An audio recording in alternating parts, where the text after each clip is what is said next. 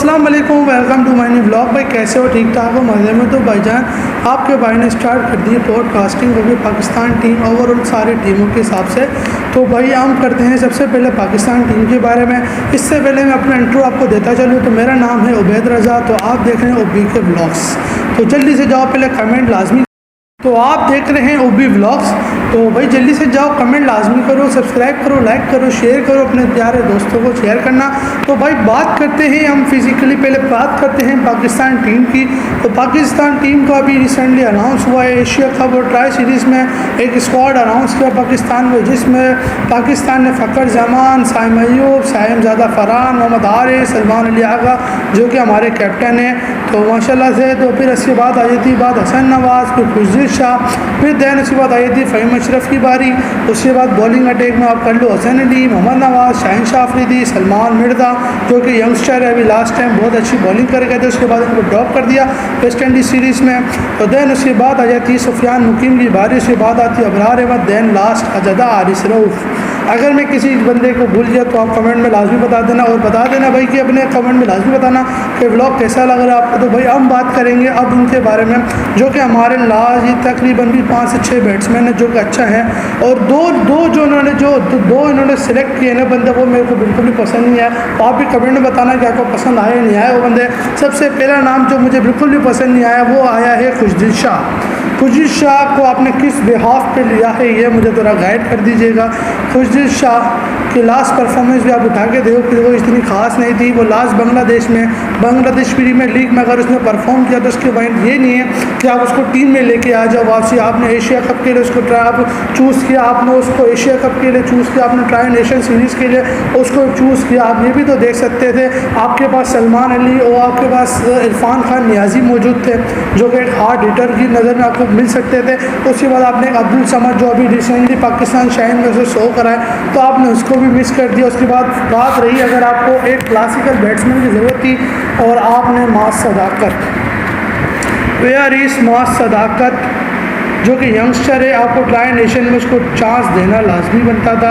मास सदाकत जो कि आपका टर्निंग पॉइंट हो सकता था ऊपर की बैटिंग में, लेकिन ऊपर की बैटिंग आपकी पूरी थी, लेकिन आप उसको फ़खर जमान को 1 डाउन 2 डाउन करते। मास सदाकत के साथ आप साहिम अयूब को अगर ओपन कराते तो मेरे हिसाब से बेहतरीन रहता, जो कि आप भी ये सोच रहे होंगे कि मास सदाकत बेस्ट ऑप्शन था।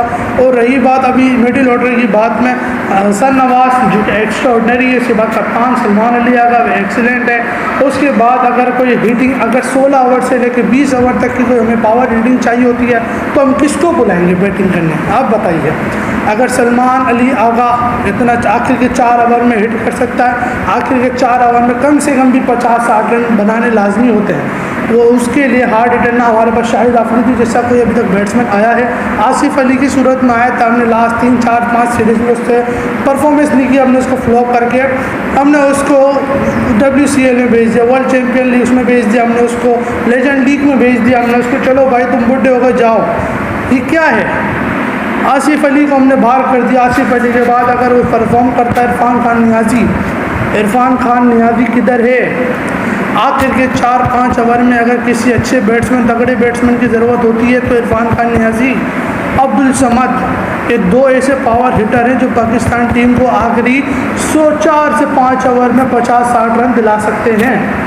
Where is Asif Ali? कहाँ है आसिफ अली? अगर आप आसिफ अली को लेजेंड समझते हो, बुढ़ा समझते हो, तो आसिफ अली को हमने साइड कर दिया।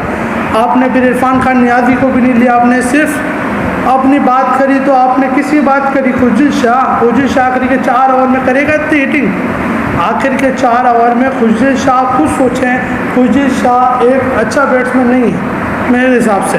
तो खुशदिल शाह आखिरी के 16 से 20 ओवर में, 16 से लेके 20 ओवर तक ये 4 ओवर जो है इसमें खुशदिल शाह की परफॉर्मेंस आप लगा लो।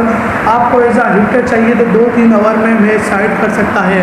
आप इसको पाकिस्तान की एक एबिलिटी बैट्समैन आप अब उठा के चेक कर लो इंडिया का स्क्वाड।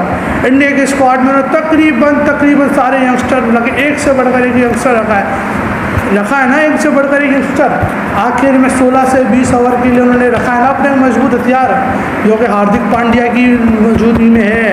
हार्दिक पांड्या एक ऐसा बैट्समैन है जो आखिर के 4 से 5 ओवर में मैच साइड कर सकता है। क्योंकि जब इंडिया को ज़रूरत होती है 30 बॉलों पे 60 रन की, अगर हार्दिक पांड्या खड़ा होगा उस वक्त डेफिनेटली वो बन सकता है स्कोर। पाकिस्तान के पास कहाँ है ऐसे टैलेंट? आप ये तो बता दें, अगर इरफान खान नियाज़ी, अब्दुल समद जैसा बंदा खड़ा हो सकता है तो उम्मीद हो सकती है कि कुछ ना कुछ हो जाएगा। लेकिन नहीं, या आप कुछ शाह को खिला रहे हो, या आप बस भाई क्या कर सकते हैं। पाकिस्तान की टीम में ऐसे ऐसे कुछ शाह ने आपने खिला दिया, उसके बाद आपने खिलाए हुसैन तलत को। हो क्या बात हो गई भाई। हुसैन तलत जो कि पिछले तीसरे किसी ने भी परफॉर्म नहीं किया, आपने ODI से इसको परफॉर्म करा आखिरी मैच में वेस्ट इंडीज़ के खिलाफ, जो उसने हसन नवाज के साथ पार्टनरशिप जमाई, उसके बाद आपको उसको उस बिहाफ को उठा के T20 स्क्वाड में डाल दिया। वाह वाह, क्या भाई कमेटी है भाई हमारी। सीधी बात, हुसैन तलत की आप परफॉर्मेंस देखो, लास्ट किसी काम की नहीं है।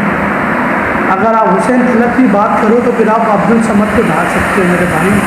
अब्दुल समद बेस्ट ऑप्शन है। Where is Abbas Afridi? कहाँ है अब्बास आफरीदी? अब्बास आफरीदी का तो नाम निशान ही नहीं है।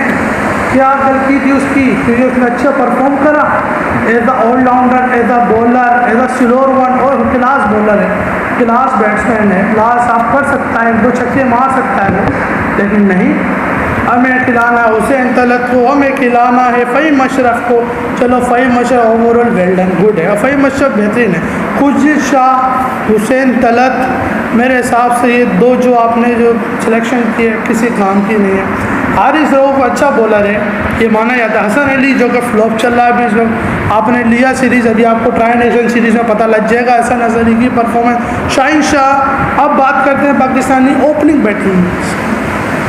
पाकिस्तान का जो ओपनिंग बैट्समैन है, अब कंफ्यूज है PCB के ओपनर किसको कराया जाए। कप्तान सलमान अली आगा ये सोच रहे होंगे कि ओपनर किसको कराया जाए, क्योंकि पाकिस्तान का जो बेसिक ओपनर, जो अच्छे ओपनिंग प्लेयर हैं, उनमें आप ले लो साहिबजादा फरहान और साइम अय्यूब। ये जो 2 ओपनिंग प्लेयर है ना, ये क्लास है।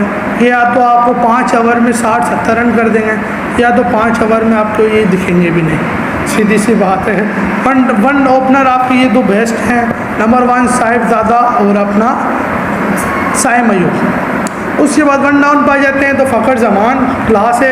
ये फ़खर जमान एक ऐसा बैट्समैन है जिसको आप जिस नंबर पे खिलाओ वो एबिलिटी रखता है कि उस नंबर पे वो खेल सकता है। फ़खर जमान मेरे हिसाब से 1 डाउन लाजमी है, और मेरे हिसाब से फ़खर जमान बेस्ट है 1 डाउन। और उसके बाद अगर आपको ज़रूरत पड़ती है, अगर आपकी ओवरऑल जल्दी विकेट गिर जाती है, तो मेरे हिसाब से आपको सलमान अली आगा जो कि एज अ कैप्टन है, उनको आके कैप्टनसी करनी चाहिए। 28-30 गेंदों में अगर वो 50-60 भी करता है उस सिचुएशन पे तो वेल एंड गुड है, ठीक है। उसके बाद अगर बात रह जाती है नीचे बैटिंग की, तो फिर अगर सलमान अली आगा आउट हो जाता है या ओवरऑल जो भी आउट हो जाता है, 1 डाउन तो आपको डिसाइड कर दिया Fakhar Zaman, second down Salman Ali Agha, 3rd down में बात आ जाती है तो फिर आप बात रख लो मोहम्मद हारिस। आप उसको ओपनर नहीं खिलाओ। ओपनर अगर ये 2 ओवर खेलता है तो फिर 2 ओवर के बाद अगर आउट होता है तो पीछे प्रेशर आता है। साहिबजादा फरहान और साइम अय्यूब द बेस्ट बैटर हैं, दोनों अभी इस वक्त फॉर्म में लगे हुए हैं। आप इन दोनों से ओपन कराओ, तो उसके बाद 1 डाउन आप करा दो फ़खर जमान को, उसके बाद आप करा दो 2 डाउन सलमान अली आगा, उसके बाद ज़रूरत पड़ती है 2 हारिस को ले आओ। हारिस नहीं तो हसन नवाज जो कि क्लासिकल बैट्समैन है, उसके बाद हारिस। अगर आप ज़रूरत पड़ती है किसी बैट्समैन की तो किसको खिलाएंगे आप ये भी तो बताएं। हारिस की जगह अगर आप ले सकते थे तो हारिस की जगह आप ले सकते तो ना आपने अब्दुल समूद को खिलाया, ना आप इरफान खान नियाज़ी को खिलाया। चलो यासिर खान, ख्वाजा नाफी ये छोड़ो, ये यंगस्टर इनको छोड़ो, अब इनको टाइम है, ठीक है। वे कहाँ है अब्दुल समद और कहाँ है इरफान खान नियाज़ी? ये 2 ऐसे बैट्समैन पाकिस्तान के हथियार हो सकते थे जो इंडिया को अच्छा टफ टाइम दे सकते थे। हमने इंडिया के लिए तैयारी नहीं की, हमने बस जो बोला कि नहीं यार एक गैंग बन गया, इसको डालो, सबको डालो, इसको डालो।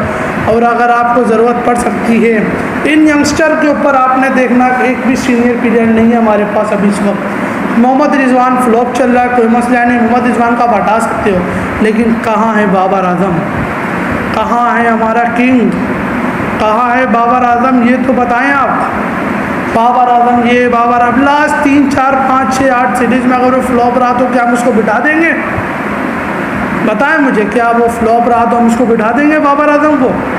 मेरे भाई आपको 1 डाउन 2 डाउन बाबर आजम की ज़रूरत पड़ेगी, आप मुझसे लिखवा लो।